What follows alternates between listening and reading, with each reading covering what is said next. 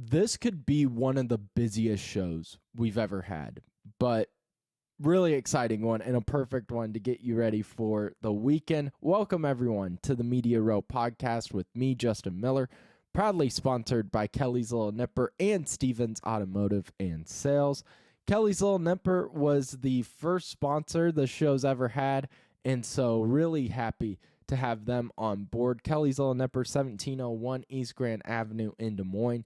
Go check them out. Perfect place for just a weekend get together with family and friends. Meet new people over at Kelly's Little Nipper.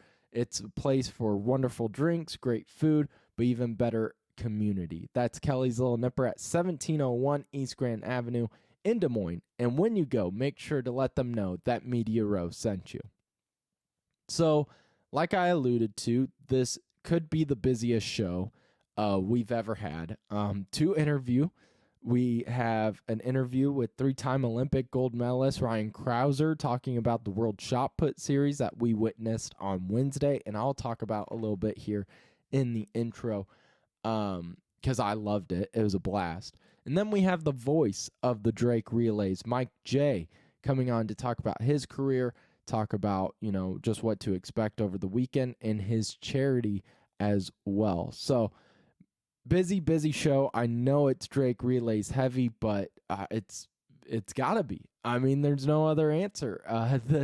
This is a huge week for Drake University, and really Des Moines gets put on the map once again here in late April as world-class athletes, the best high school athletes, college athletes all join together to really showcase their talents on the blue oval. But let's go back a little bit to Wednesday night, because Wednesday night we had the inaugural event of the World Shot Put series in the historic Drake Fieldhouse, and I went in, being like, this will be a cool event. This will be fun. I've always liked shot put because, I said this to Blake on Monday. I'm not a track and field guy. I didn't grow up in a track and field family, but I learned to appreciate the Drake Relays as a student worker when I was a junior and senior, and Danny would be like, what event do you want to go cover? And I'd sit there, and the first one I remember is like hurdles. I always liked hurdles, and those are great. But then I remember one time he went, hey, I need you to run over and cover the shot put. I was like, oh, okay, I know nothing about it. I guess I'll learn. And the throwing events are just built different. Carson Culp, who is a great friend of mine and someone who has been a great supporter of Media Row, he, of course, was covering the shot put series on Wednesday, and I ran into him, so we were chatting. And outside of his awful take on Chappell Roan's song Hot to Go being a bad song, if you see Carson, make sure to boo him in public, because that's an awful take. But outside of that, we had some fun talking about just how both of us aren't huge track and field guys, but we love the throwing event. So Wednesday was perfect. And so to really just give you an idea of what the World Shot Put series is, they have it split up into two groups. You have challengers and you have the elite. Challengers were made up Wednesday night of all Iowa college athletes. It included, Drake Bulldog, sophomore, and Cooper Carisi, who fell in the second round, the 60-foot round, which he put up a great battle. Fan favorite, was really fun to watch, but only made it to the second round. Then you had the elite elite, which is the Olympic athletes. You have some of the world's greatest shot put throwers, 6 in the top 10, 3 in the top 5, and of course Ryan Crouser, who is ranked number 1 in the world. He's been ranked number 1 in every season except for once since 2016. So you have Ryan Crouser, who is a 3-time Olympic gold medalist, all-time longest shot put throw in an Olympic event is held by Crouser. He threw 76.5 feet. Again, remind you, these shot puts, the balls, are 16 pounds. And so when you hear 70 feet, when you're someone dumb like me, when you first cover it, you're like, 70 feet isn't that crazy. But then you learn the footwork, you learn all the different rules, and then you learn it's a 16-pound ball. You're like, oh, I can't even get it to the mats that they have lined up. So basically the simple rules is last man standing. You're just trying to see who can huck the ball the furthest. And so they start out at 50 feet. And only the challengers threw from 50 feet to start. And if you failed to get it across on your first attempt, you have one more chance. And then if you miss it, then you're out. And what was different with the elite is they had a challenge flag. So they'd be able to get one more extra toss. So really it's just last man standing. Who can make the toss, who can't. And so it starts at 50 feet, and then the elite joined at 60 feet. Cam Jones from Iowa State was the only challenger left when they got down to 65 feet, which was really cool to see because one of my favorite parts of this event, because it is set up in kind of like a WWE style. They have the champion's belt. The athletes are very much so animated and getting the crowd involved because this isn't an event that is going to hurt their rankings in any sort of way. It doesn't help them either. This is just something to grow the sport, which is really cool. But you have the players and the energy from them was incredible. The packed field house was amazing. You know, pre-chants before throws were incredibly loud. When they landed tosses, it was loud. You could hear the moans and groans when players didn't make tosses. It was an incredible atmosphere. But Cam Jones from Iowa State, a senior, he was the last challenger left at 65 feet, and you had world-class athletes from all over the world, Jamaica, Nigeria, Italy, America, all over the place, cheering on this college athletes, plus the challengers, the other Iowan college athletes, they're chanting and cheering him on. I mean, the Iowa Hawkeye shot put thrower was cheering on the Cyclone even. So it was a really cool, unique event. My favorite part was the challenge flag. So again, only the elite, the Olympic athletes can throw the challenge flag. And the first one used came at 70 feet. And it was used by the Italian thrower, Nick Ponzio, who, failed to convert his first two of 65 feet. And he runs over, grabs the challenge flag. I believe he spikes it and gets the crowd hyped. I mean, they're standing up at this point because they realize, it's now or never. If you miss, there's no coming back. You're done. And then you can't use another challenge flag. The challenge flag, if you miss with it, it counts as 2 misses, which hurts your rankings when they get down to it. And he nails it, makes the clutch throw from 65 feet out, and the place erupted. And then from then on, everyone that used a challenge flag, they were animated, they got into it, and it was my favorite addition to this World Shot Put series. So that was one of my favorite parts. Crouser, who, is the guy that created this, is the world number 1. He got taken out at 71 feet. So you had the world number 1 not even win the whole thing. You had Roger Steen. He ended up winning it all. He's from Wisconsin. I can't remember his exact ranking, but definitely one of the top 5 guys. And so he won it all. A really cool event and something I was texting everyone and saying, hey, you should turn on YouTube and watch this. So really cool to see.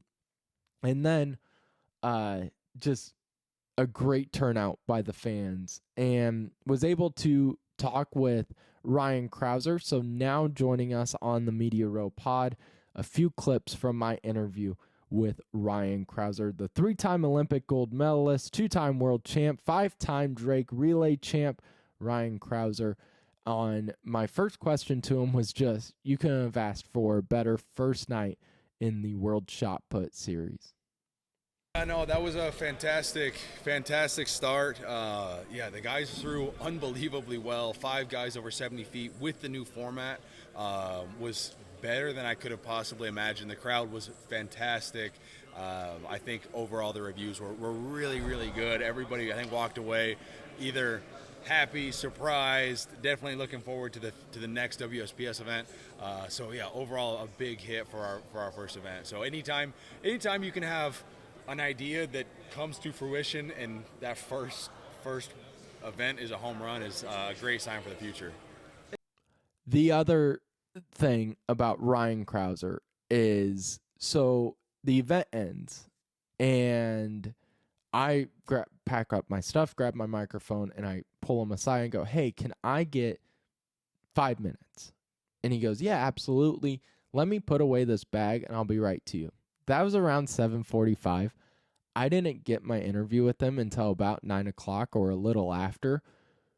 But while part of me at the very start was like, "Oh man, I just need 5 minutes," it was quickly washed away, all that selfishness that I had, because people lined up filling the field house to get pictures and autographs from Ryan, and he signed everyone. It was amazing. I mean, that dude just got done competing. I'm sure he's exhausted. I'm sure he's stressed thinking about the weekend. And yet he stuck around and signed everything and took his time to talk with people. He would sign stuff and then have chats with the college athletes, with young children, with parents. It was one of the coolest things. And while, in the first 2 minutes, I was like, "Oh man, I just need to ask 3 questions." The rest of the time I was standing there in awe of just how cool that is for a world-class athlete to, not go, "All right, I gotta go," and not stick around. But he stuck around for that entire time, signing everything for all those fans. And that was one of the coolest things I saw. But we do appreciate Ryan taking time to stand with us there after the event to talk with us. And one of the final things I asked him was just why Drake Relays in Des Moines was the perfect spot for this inaugural World Shot Put series. I've been coming to Drake Relays for longer than I care to say at this point. That's how I know I'm getting a little older in my career. But yeah, I've been coming here since 2016. And so, yeah, for me, it's a place that, they appreciate the event, they appreciate the shot put, they appreciate the field events, and they have you have a meet that's been around for 100 years. They have to be doing something right and knowing that they can be flexible and change and adapt. And so there was a great place to have it, and they've really embraced kind of the thought of WSPS, because it's always a big thing to push. Hey, I want to take an event and change the format. It's not going to count for anything. It won't be certified. And then, so that's like, to a meat promoter, they're like, I don't know if we want to have that. So a testament to, the foresight and just the management of Drake Relay. So, and then, great place to have it just because the fans were going crazy in here. So awesome atmosphere tonight. A big thank you to Ryan Crouser for doing this for us. First time on the Media Row podcast, we've had an Olympic gold medalist on the show. So really exciting. We can check that box off in our history as the first Olympic gold medalist. So a huge thank you to Ryan Crouser. We're going to switch gears, though, from on the field and the athletes to now behind the mic, the voice of the Drake Relays, Mike J., joining the Media Row podcast. So, Mike, I started the show off talking about Wednesday night's event, the World Shot Put series. I haven't seen anything like that. Now, you've been with track and field much longer. Where does that rank in just terms of uniqueness, in terms of the crowd's response to this new event, just in your history of covering the sport? Well, it was fantastic, and really appreciate and thankful for Ryan Crouser thinking outside of the box, to get people interested in track and field that may not have been initially. I thought it was awesome that they did not actually measure the throws with a tape. It was just mano a mano, who could throw it farther regardless of what the distance was, and the last man standing. So it was a great event. I think the uniqueness will really catch on, and Ryan's really on to something there. Oh, I mean, you brought it up of, getting people interested that maybe aren't as, invested in track and field. I'm one of those people who didn't grow up, in a track and field family. And I was texting my dad, I was like, hey, you should probably get on this YouTube, because Yeah, I'm watching this live and this is actually pretty electric. yeah. It's people that don't know the sport real well don't know what a 60-foot mark means or a 70-foot mark in the shot, but they know if you throw farther than the other guy. You know what I Yeah. mean? But they don't have to try to wrap their head around statistics. It's just, hey, Bill threw farther than Charlie, that type of thing. And it's perfect for, my simple mind. So, but Mike, I wanted to get you on because this is going to be the show that kind of wraps up Relays Week on our side. So, I talked to a mutual friend of ours, Mike Mahon, and was like, I want to get someone else on who's been connected with the relays. And how long have you been the voice of the Drake Relays now? Uh, I started as Tom Crochel's assistant, 2003, 4, and 5, and been a lead announcer since 2006. But this year, since we missed COVID, this will be my 50th Drake Relays in attendance. That's I, incredible. I attended my first Drake Relays as a high school sophomore in 1975. So I'm really excited for the women's mile this week because I was there when Francie LaRue set the record. And now we'll see who takes it down 50 years later. So, yeah, it's a great ride. Obviously, I have a great love for the Drake Relays, and it's led me to a lot of things. You bring up the storylines with this year's. What's the preparation like on your end of learning these storylines, of just getting the names right? Because you have athletes from all over the world coming Yeah. to Des Moines. Very little sleep this week.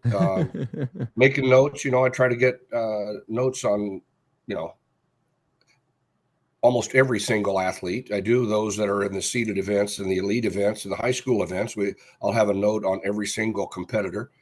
So it's a lot of hours. It's I'll probably have over 80 hours of prep work on the relays come the end of Saturday. But it's awesome. That's what I do. That's what I love to do, and it's a hobby, not a job. To me, still.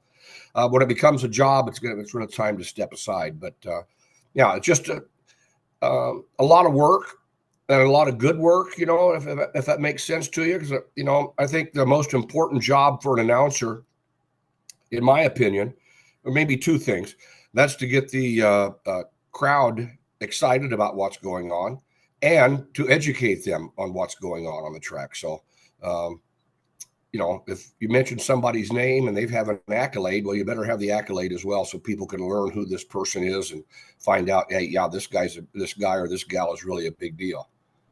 What I was really impressed with last night, or Wednesday night, I should say, with the World Shot Put series, when you were interviewing the athletes, I mean, it comes off very natural to you, and some of these guys you have gotten to know.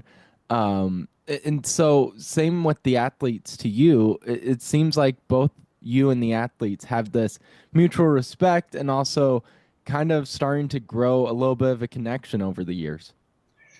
Well, I've announced 35 U.S. championships and 35 NCAA championships between indoors and outdoors in my career. So I've met a lot of these guys, or at least announced their names a number of times, so yeah, that's part of it, and then they feel comfortable, and answering questions that I may ask or getting involved. And some of those college kids, I've called their events since they were in high school. So, no, it's I'm a very, very lucky man to have that opportunity. I'm a track geek to the bone, and to be able to stand out there and visit with Ryan Crouser and Roger Steen and the like, and it's pretty special. Spencer Kessel last night from Northern Iowa, went to high school very close to my hometown. We were in the same conference. Drake champion, state champion in high school, and here he was last night throwing with the 3-time Olympic champion, and just can't imagine how that made him feel. And when I was doing some research on you, I read this article about you, and they mentioned how now athletes are starting to ask you for photos. And how does that just make you feel? Well, it was embarrassing initially, I mean, like, come on, I'm just some old guy, that loves what I do. But yeah, it's very humbling and very much appreciated. I enjoy it, obviously, and so it's yeah, it's kind of crazy when that first happened a time or two. It's like, really? Or they'll say, "Oh, I'm so glad to meet you." I said, "My gosh, I'm the one that's glad to meet you." But so, and it's uh, it's been a great ride so far, and hopefully there's a few more miles left in it. Is there a moment with an athlete that sticks out to you that is pretty unique? Oh wow, yeah, a lot of them. It's just at all levels.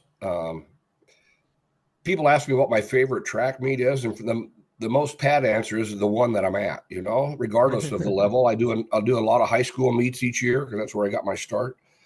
I do about 40 meets a year between indoor, outdoor, and cross country, and um, I'm not good at saying no. So I've seen so many great things. I guess without mentioning names or events, those that have an Iowa connection are always special. You know, um, Being able to call, Carissa Schweitzer and Shelby Houlihan at the Olympic trials or the U.S. championships, the NCAA championships, that type of thing is always huge. To spread the word, if you will, that we've got some pretty darn good track and field here in the state of Iowa. And so something too that I wanted to ask you about is just you mentioned calling those high school meets. You also call, major events of US championships. So most people would try to focus more on that and kind of forget about the high school meets, but you still are sticking around doing high school meets, doing USA championships. You're all over the place. Well, high school is where I got started. I was a high school coach and started doing our home meets in the '80s, and then other high schools asked me, if I would come to their place. So that's where I got my start. If those high school coaches hadn't asked me, you know, uh, who knows? I may have not gotten anywhere. But it's just led from one thing to another. I've been fortunate to have never asked for an announcing job. Um, so yeah, I'm just lucky, and you can't forget your roots. It makes my schedule very, very busy sometimes, but I figure if somebody asks me to announce their meet, they must think that I'm going to bring some value to the thing, and if I can help get somebody interested, help somebody fall in love with this great sport or learn more by being there, that's what I'm going to do. Was this the dream? Was this what you wanted to do, or did it just evolve over time? Oh yeah, it is. When I in 1975, and my high school track coach is in his mid 80s, still alive and healthy and doing well. But he can vividly remember he and I sitting together at the Drake Relays in 1975, listening to Jim Duncan and me saying, "I want to do this someday." And when the opportunity came about, it was yeah, crazy, What crazy. was Still, each and every year, Justin, I'm like, I can't believe I'm doing this, and here I am. was it a phone call? When did you hear that you were going to get to broadcast your first Drake relays? Well, it was the spring of 2002. I was announcing the Missouri Valley Conference Championships at UNI, and Mark Kostick had just been hired as the new Drake Relays director, and he was also the throws coach at Drake at the time. So after the Valley meet, a bunch of us were just sitting around drinking a beer, and Mark introduced himself, and he says, "Why aren't you announcing at the Drake Relays?" And I said, "I've never been asked." He said, "Well, you've just been asked." So 2003, I started. Who was the first phone call you made after hearing about that? Who did you tell first? Well, I didn't have a cell phone at the time, probably, so I had to wait till I got home. But yeah, and I told my wife and my kids, obviously, and yeah, it was just I don't know if I slept much that night. You what I was learning about you too, read in articles, hearing from other people. Everyone would always use the term humble to describe you, and then they would always bring up the charity that you are a part of, and it's Track Guy, correct? Is Yeah, your Track Guy charity? Foundation. Yep, yep. And just go a little more into that. Okay. Well, let me get back. Let's go to the humbleness. Because I tell people, and I mean this sincerely, you can't have a track meet without athletes or without officials, but you can have one without an announcer. So I don't take any opportunity I have for granted. It's a great something that I've been blessed with the opportunity to do. So I'll never forget where I stand in the pecking order. But our Track Guy Foundation, we started in 2018 at the urging of my family. That they said, it's time we start giving back to this great sport. So as a longtime high school coach, I always had kids that their parents couldn't afford new track shoes, whether it be spikes or trainers or throw shoes. So we started the foundation just by getting donations, and that's what we still do. We just survive on donations. And our goal was to gift 25 pairs of new shoes a year. We are now just shy of 1,200 new pairs since October of 2018. We have gifted 72 $500 scholarships to graduating seniors that have been involved in track and or cross country for at least 3 years in high school, but they do not have to do that in college. We just give them $500 of extra spending money, so to speak. And so we've had 14 speaker series around the state with Olympians and world champions, and John Anderson of ESPN has been a MC for us, and and it's free, so kids don't have to pay to come in and see people of that stature that are still involved in our sport and doing big things. But the Track Guy Foundation has been amazing. We're in the process right now of getting scholarships. We'll give out 12 additional scholarships in May. So I had a young man that came up to me last night at the meet at the shot put event and brought me to tears. He came up to me and said, you changed my life. I said, change your life? What do you mean? He said, yep, you bought me shot put shoes. And I said, oh my gosh, you're more. He says, can I hug you? I said, yeah, you can hug me. We hugged, and it was he was encouraged. He had moved to a small town in Iowa from Florida, and he was encouraged by his art teacher to get involved in track. And he said, I'm not fast. He said, well, maybe you can throw. So he came out, he throws the shot, and he loves it. And and his art teacher brought him to the event last night. So it's pretty special. So yeah, it's just, I don't know. It keeps me very, very involved at the local level, so to speak, in track and field. We don't ask for names. We don't ask for pictures. We trust the coaches that send me an email and says, hey, I've got a young kid that, needs spikes or needs shoes. And I got 2 requests yesterday, so they're going to have to wait till Monday when I get home to get them bought and get them in the mail. But yeah, it's an absolute blessing, and it's a blast, and we absolutely love what we do. Congratulations. That's incredible. I mean, kudos to you and everyone involved. Well, thank you. It's pretty amazing. It's my boys. We have 3 adult sons and my wife. My wife is very key in this. And my middle son lost his wife to cancer in September. And she was a big fan of the Track Guy Foundation and what we did for kids. So that has given me even more energy to make sure we're doing the right thing and doing it for as many kids as possible to make Casey proud. That's very cool. I mean, again, congratulations to you, your family, everyone involved.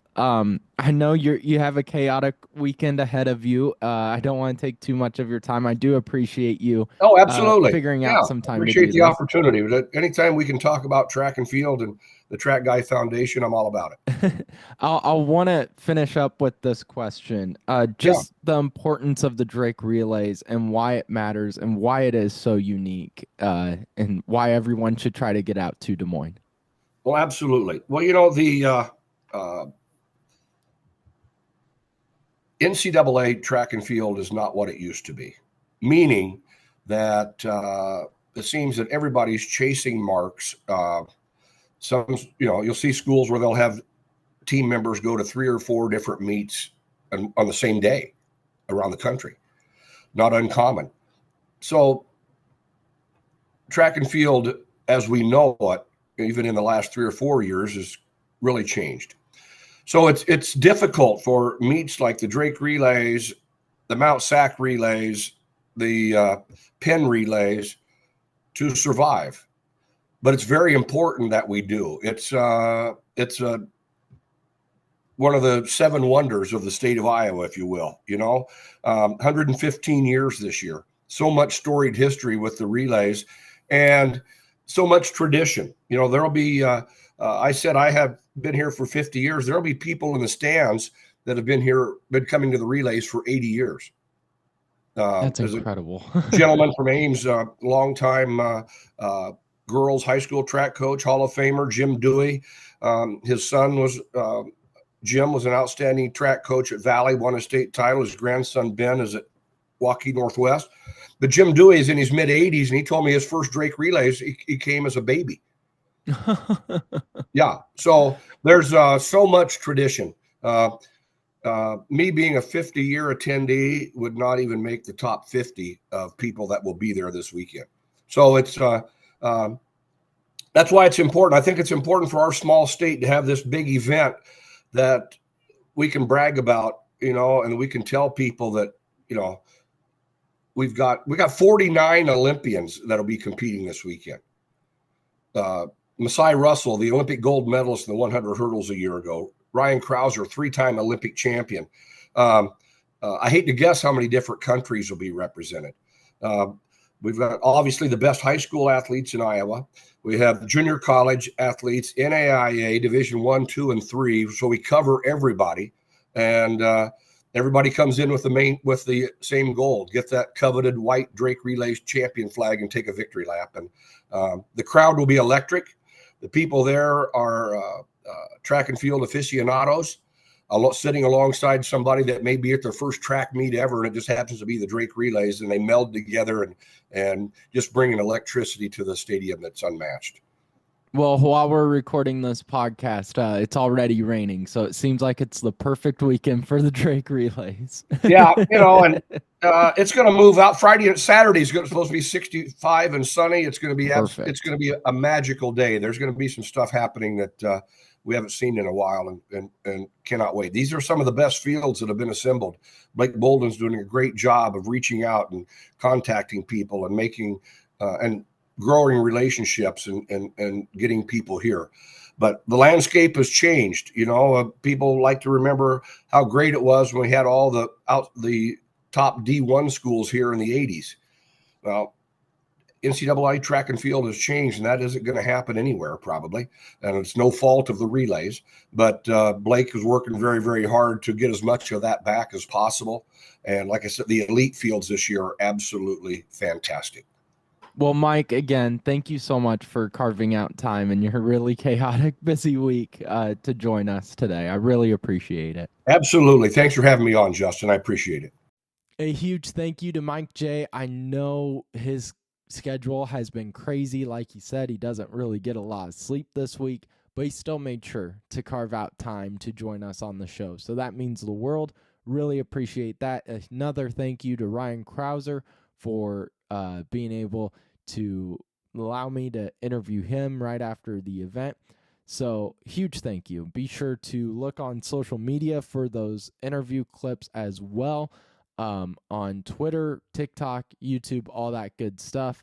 Be sure to continue to subscribe, comment, and like. So really appreciate all of you guys and the listeners as well. Before we wrap up today's show, need to give a shout out to Stevens Automotive and Sales. Stevens Automotive, one of the best places and one of the best people I've ever been around. So Megan actually got into kind of a fender bender on Wednesday. She's fine and the person's fine. Car just a little banged up, needs to get kind of a little bit of a fix. It doesn't look awful. But she texted me and she's like, who do I call? And I was like, well, I know Stevens doesn't do body work, but they're a place that I would call and be like, who do you recommend?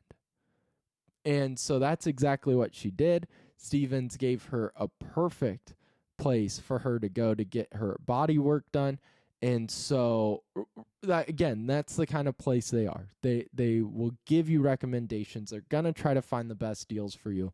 They're going to make sure the work's done great, and they themselves do great work as well. So they're always lending out a helping hand, whether that's with their business or just trying to help you get you back on the road. So Stevens Automotive and Sales over at 5320 Northwest Beaver Drive in Johnston. When you do go to Stevens Automotive, make sure to tell them that Media Row sent you.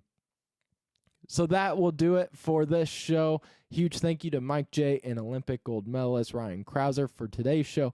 Big thank you to my mentor John Walters for Wednesday, and then Blake Bolden, of course, getting this great week started on Monday, the director of the Drake Relays. Huge thank you to Blake.